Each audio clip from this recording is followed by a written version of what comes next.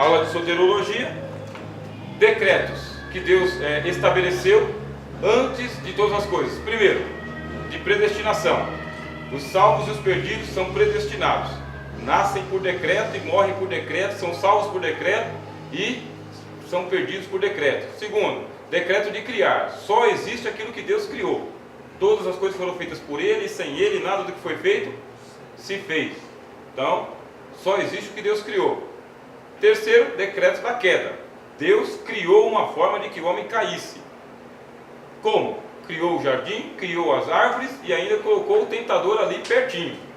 Os rabinos dizem que, inclusive, essa árvore do conhecimento, ela era belíssima e ela era semelhante a um carvalho. Se você pensa naquela árvore assim, árvorezinha de Natal, sabe, com bolinha, esquece isso. Os rabinos dizem que ela era uma árvore gigantesca, frondosa, semelhante a um carvalho, que ela era muito larga e por dentro ela era oca, por dentro. E que era ali que o diabo morava, que a serpente morava ali. A serpente, ela morava naquela árvore, era a moradia dela. E aí eu tive um professor de teologia sistemática que falou o seguinte: mas lógico que a mulher ia ter que cair. Com tanta árvore no mundo para ela estar, ela tinha que estar perto da árvore do conhecimento do bem e do mal. Com tanto animal no mundo para ela conversar, ela conversou com a mais astuta de todas as animalhas do campo que o Senhor Deus havia feito.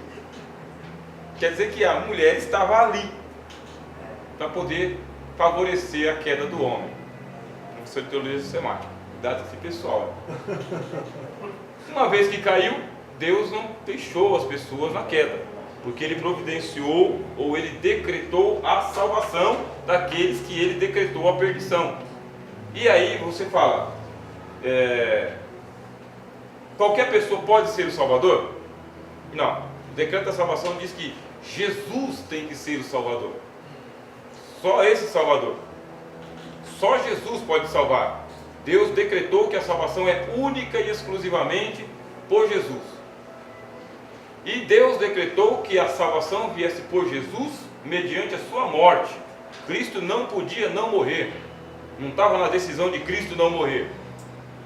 Tem que morrer, porque Deus decretou que Ele ia morrer. E quando que Deus decretou que Ele ia morrer? Quando Ele disse a Adão: no dia que dela comeres, certamente morrerás. Deus não estava falando com Adão, Deus estava falando com o Cristo, decretando que o Cristo ia morrer. Por quê? Porque Ele experimentou a nossa carne, a fraqueza da nossa carne. É toda uma elaboração teológica, mas Ele decretou que Cristo ia morrer pelos pecadores. E Cristo não tinha como não morrer. Não tinha como. Jesus disse: o que direi? Salva-me desta hora? Se foi para isso que Deus me mandou ao mundo? Tem conversa. Vai morrer na cruz. Foi obediente, diz o apóstolo Paulo. Só tem como você ser obediente a uma coisa que está estabelecida antes de você. Você tem que obedecer. Senta aqui, está estabelecido para você. Se você não sentar, você desobedeceu ao que está estabelecido. Foi obediente até a morte, obediente àquilo que estava estabelecido. E que tipo de morte? De cruz. Podia morrer de outra forma? Não, estava escrito: maldito aquele que foi pendurado no madeiro. E Jesus disse: assim como Moisés levantou a serpente, assim importa que o Filho do Homem também seja erguido da terra. Não tem como. Não tinha como morrer de outra maneira. Deu a hora de Jesus morrer, Ele colocou pressa na turma e falou: vamos embora, porque não pode um profeta morrer fora de Jerusalém. Herodes quis atrasar, um plano de Satanás, né? Interpretação minha, mas aí Satanás falou: vou atrapalhar a viagem de Jesus. E Herodes mandou chamar Jesus. Aí Jesus falou: manda dizer para aquela raposa de que em 3 dias o Filho do Homem estará morto, tá?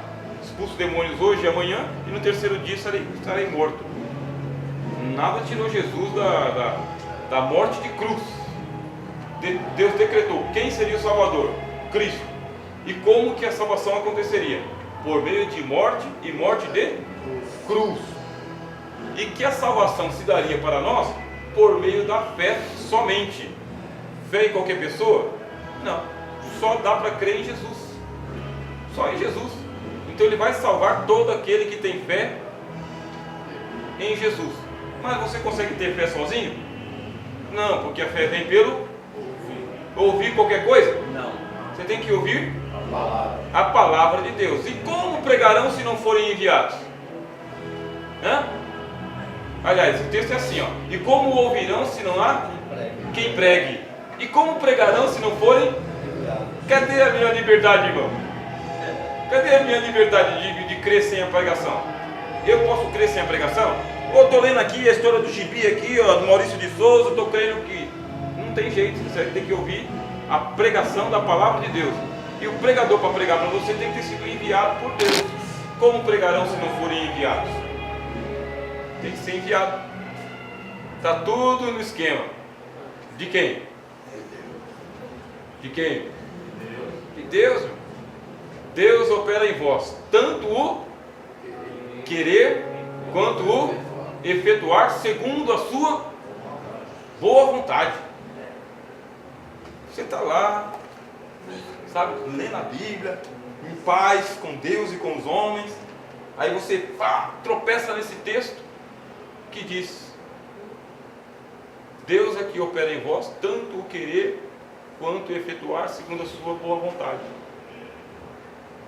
Pronto, você fala, vamos voltar para os livros normais, porque esse daqui acabou de dizer que não está na minha competência. E aí você fala o seguinte: bom, mas aí Deus decretou criar, Deus decretou a queda e Deus decretou a salvação. Tem mais algum decreto aí?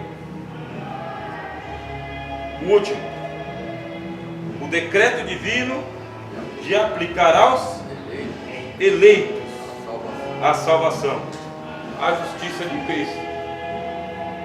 Aos eleitos, Deus decretou que todo aquele que foi escolhido, predestinado, ele será justificado por Jesus. Pode alguém vir a Cristo de livre e espontânea vontade, irmãos? Estou falando como se fosse um ponto de vista calvinista, totalmente calvinista.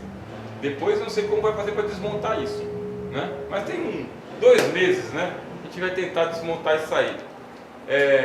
Tem como você vir a Cristo de livre e espontânea vontade? De acordo com as Escrituras? O que é isso, irmão? Não? Ele diz lá em São João que ele escolheu a voz. Ele escolheu a voz e nos chamou. Então já começou a ficar difícil. Você veio a Cristo de livre e espontânea vontade? Espírito Santo, né? O Espírito Santo. O Espírito Santo te convenceu. Sem o Espírito Santo? Não.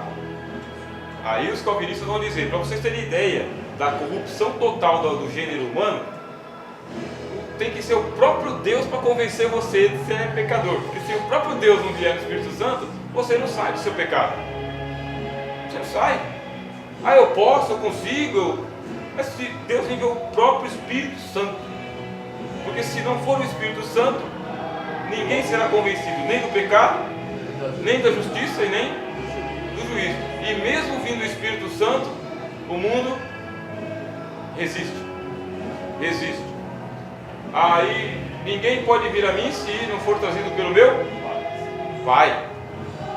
Todo aquele que o Pai me der, Deus deu. A pessoa pode não ir? Deus pegou o irmão Valdir e falou: Jesus, eu estou te dando o Valdir vai para você. O Valdir pode não ir?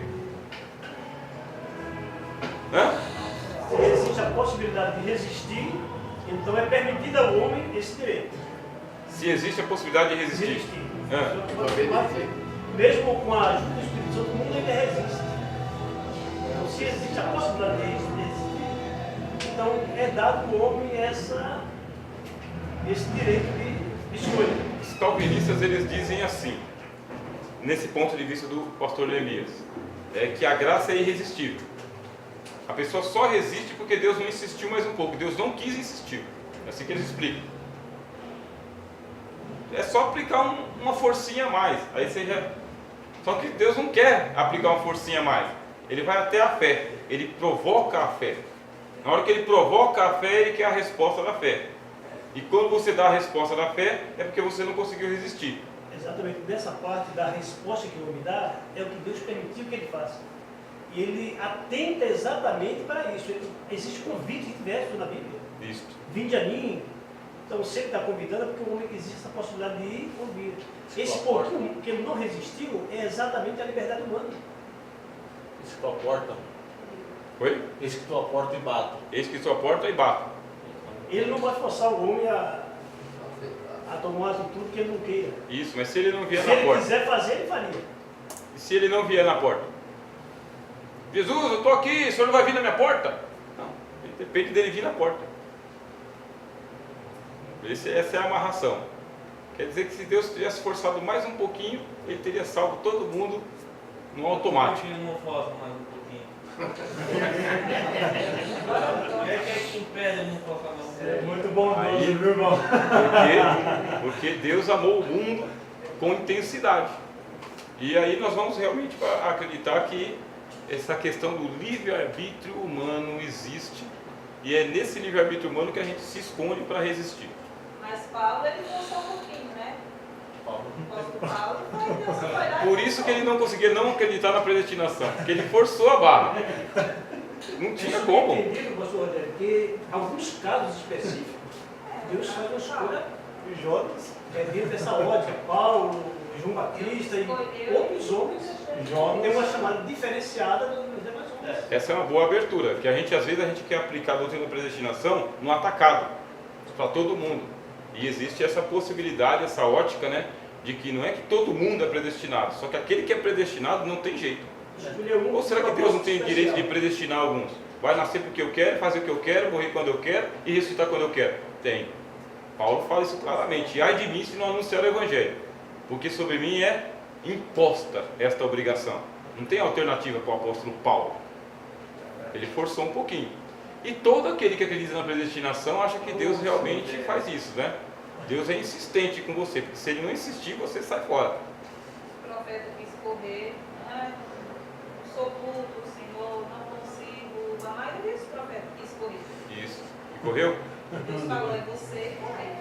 Jonas fala, foi me buscar lá na garganta do inferno. Não. Bem difícil. Bom, não sei se vocês acreditam, né? Mas